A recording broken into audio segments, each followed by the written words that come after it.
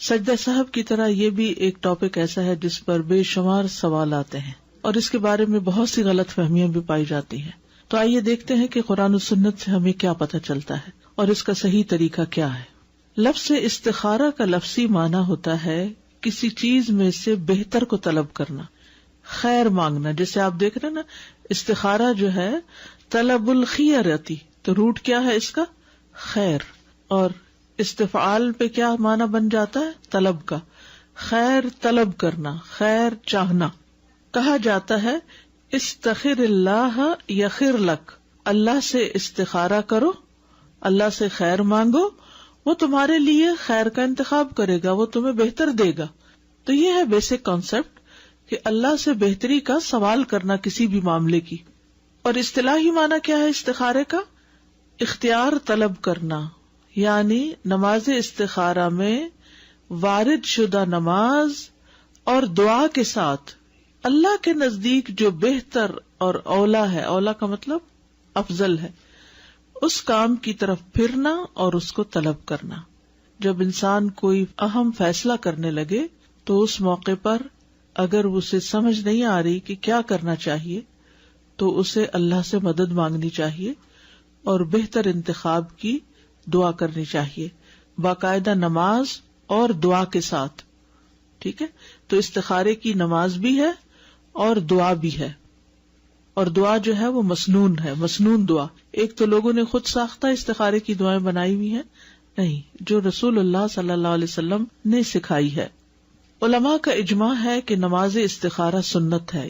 استخارہ کے مشروع ہونے میں حکمت یہ ہے کہ اللہ کے سامنے سر تسلیم خم کیا جائے اور طاقت و قدرت سے نکل کر اللہ سبحانہ تعالیٰ کی طرف التجا کی جائے تاکہ وہ دنیا اور آخرت کی خیر و بھلائی جمع کر دے. اور اس کام کے لیے مالک الملک سبحانہ تعالیٰ کا دروازہ کھٹکھٹانے کی ضرورت ہے. یعنی اللہ ہی ہے جو انسان کے لیے کسی کام میں دنیا اور آخرت کی بھلائی کو جمع کر سکتا ہے. اور اس کے لیے نماز اور دعا سے بڑھ کر کوئی چیز بہتر اور کامیاب نہیں، کیونکہ اس میں اللہ کی تعظیم اور اس کی ثنا ہے اور اس کی طرف قولی اور حالی طور پر محتاجگی کا اظہار ہے. جیسے قرآن مجید میں آتا ہے نا، وَاسْتَعِینُوا بِالصَّبْرِ وَالصَّلَاةِ، مدد مانگو صبر اور نماز کے ساتھ. تو کسی بھی اہم معاملے میں ہم کیا کرتے ہیں؟ مدد مانگتے ہیں اللہ سے نماز کے ساتھ اور اس مسنون دعا کے ذریعے. یاد رہے کہ انسان اللہ کا محتاج ہے. قرآن مجید میں آتا ہے یا ایھا الناس انتم الفقراء الی اللہ واللہ ھو الغنی الحمید. اے لوگو، تم ہی اللہ کی طرف محتاج ہو اور اللہ ہی سب سے بے پرواہ تمام تعریفوں کے لائق ہے. انبیاء ہمیشہ اللہ سے ہی خیر مانگتے رہے.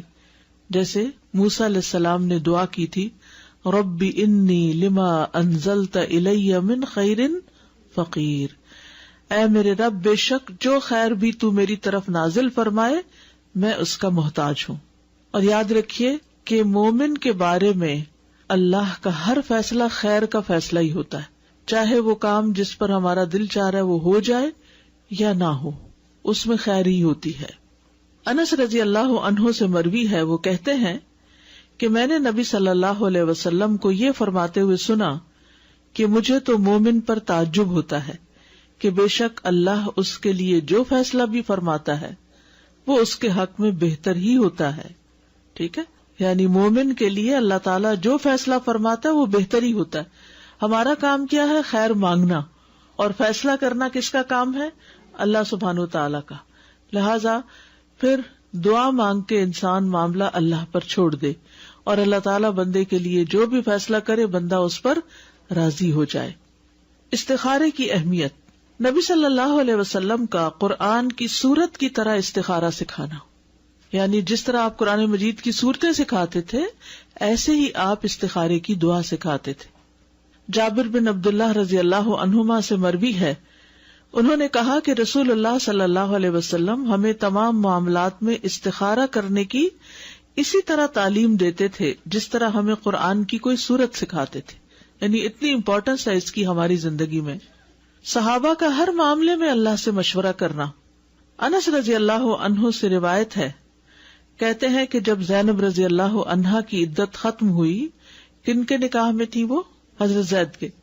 تو رسول اللہ صلی اللہ علیہ وسلم نے زید سے فرمایا اسے میری طرف سے نکاح کا پیغام دے دو.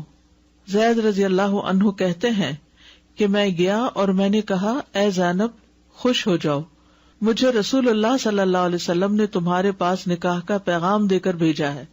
سبحان اللہ. اب دیکھیے کہ جس شخص نے طلاق دی تھی اسی کے ذریعے آپ نکاح کا پیغام دے رہے ہیں. ہم ایسی جگہ پر ہوں تو کیا کریں؟ ہم تو ایسی شادی کا بھی بائیکاٹ کر دیں اور اس شخص سے ہمیشہ کے لیے قطع تعلقی کر لیں کہ طلاق کیا ہوئی، گویا انسانیت کا رشتہ بھی ختم ہو گیا، اسلام کا رشتہ بھی اور انسانیت کا بھی اور ہر طرح کے تعلق کا بائیکاٹ. وہ کہنے لگی میں کوئی فیصلہ نہیں کروں گی حتیٰ کہ اپنے رب سے مشورہ کر لوں. پیغام کون بھیج رہا ہے؟ اللہ کے رسول صلی اللہ علیہ وسلم. اور کس کے ہاتھ بھیجا جا رہا ہے؟ حضرت زید کے ہاتھ. اور کتنی سمجھدار ہیں وہ، کہتی ہیں کہ میں فیصلہ نہیں کروں گی جب تک اپنے رب سے مشورہ نہ کر لوں، یعنی استخارہ نہ کر لوں. وہ اپنی نماز گاہ کی طرف اٹھی.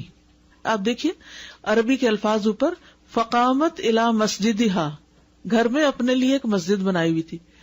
یہ اکثر جو ہم لوگوں کو کہتے ہیں نا کہ گھر کا ایک کارنر مختص کر لیں، ایک جگہ اپنا وہ لباس اور وہ، تاکہ سکون سے نماز پڑھیں.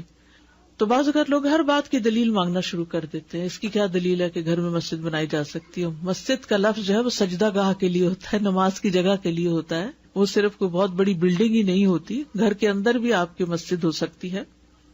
تو وہ اپنی نماز گاہ کی طرف اٹھی اور نماز استخارہ شروع کر دی. اور قرآن میں حکم اتر آیا، اللہ تعالیٰ نے خود ہی نکاح کر دیا. تو رسول اللہ صلی اللہ علیہ وسلم تشریف لائے اور اجازت کے بغیر ان کے پاس داخل ہو گئے، یعنی ان کے پاس آ گئے. بظاہر خیر کے کام میں بھی استخارہ کرنا، یعنی اس سے بڑی کسی عورت کے لیے کوئی خوش قسمتی کی بات ہی نہیں ہو سکتی تھی اس وقت کہ اس کو اللہ کے رسول پیغام بھیجیں. لیکن پھر بھی انہوں نے استخارہ کیا، اللہ سے مدد مانگی. تو بظاہر ایک کام نیکی کا بھی نظر آ رہا ہو، اچھا کام بھی آپ کرنے جا رہے ہیں، پھر بھی استخارہ کر لینا چاہیے. مثلا آپ کوئی کلاس شروع کرنے جا رہے ہیں، آپ کسی کے ساتھ کوئی کمٹمنٹ کر رہے ہیں، تو اس میں آپ پہلے استخارہ کر لیں. امام نووی رحمہ اللہ فرماتے ہیں اس حدیث سے واضح طور پر پتہ چلتا ہے کہ جو کسی کام کا ارادہ کرے اس کے لیے نماز استخارہ پڑھنا مستحب ہے، خواہ وہ کام بظاہر خیر کا ہی کیوں نہ ہو. استخارے کے بغیر دنیا کے کاموں میں پیش قدمی نہ کی جائے، یعنی استخارہ دین کے کام میں بھی ہوتا ہے اور دنیا کے کام میں بھی، سوائے فرائض کی ادائیگی کے. آپ یہ نہیں کریں گے کہ اللہ تعالیٰ میں ظہر کی نماز پڑھوں کہ نہ پڑھوں، اس کا استخارہ نہیں ہوگا. لیکن باقی اچھے کاموں کے لیے بھی استخارہ ہوتا ہے اور دنیاوی کاموں کے لیے بھی. بعض علماء نے کہا کسی بندے کو دنیا کے کاموں میں سے کسی کام کے لیے اس وقت تک پیش قدمی نہیں کرنی چاہیے جب تک کہ وہ اللہ سے اس میں خیر کا سوال نہ کر لے، یعنی اسے چاہیے کہ نماز استخارہ کی 2 رکعات ادا کر لیا کرے. استخارہ شرمندگی سے بچانے کا سبب ہے. ابن تیمیہ کہا کرتے تھے کہ جو انسان خالق سے استخارہ کرے اور مخلوق سے مشورہ کرے اور اپنے کام میں ثابت قدمی دکھائے، وہ کبھی پشیمان نہیں ہوگا، نادم نہیں ہوگا، شرمندہ نہیں ہوگا، ریگریٹس نہیں اس کو ہوگی. استخارے کا طریقہ، نبی صلی اللہ علیہ وسلم کا سکھایا گیا طریقہ. جابر بن عبداللہ رضی اللہ عنہما سے روایت ہے، کہتے ہیں کہ رسول اللہ صلی اللہ علیہ وسلم ہمیں تمام معاملات کے لیے استخارہ اس طرح سکھاتے تھے جیسے ہمیں قرآن کی کوئی سورت سکھایا کرتے تھے. آپ فرماتے تھے جب تم میں سے کوئی کسی کام کا ارادہ کرے تو فرض نماز کے علاوہ 2 رکعت نفل پڑھے، پھر کہے اے اللہ میں تیرے علم کے ذریعے سے خیر کا طالب ہوں، یعنی یہ دعا پڑھے آخر تک.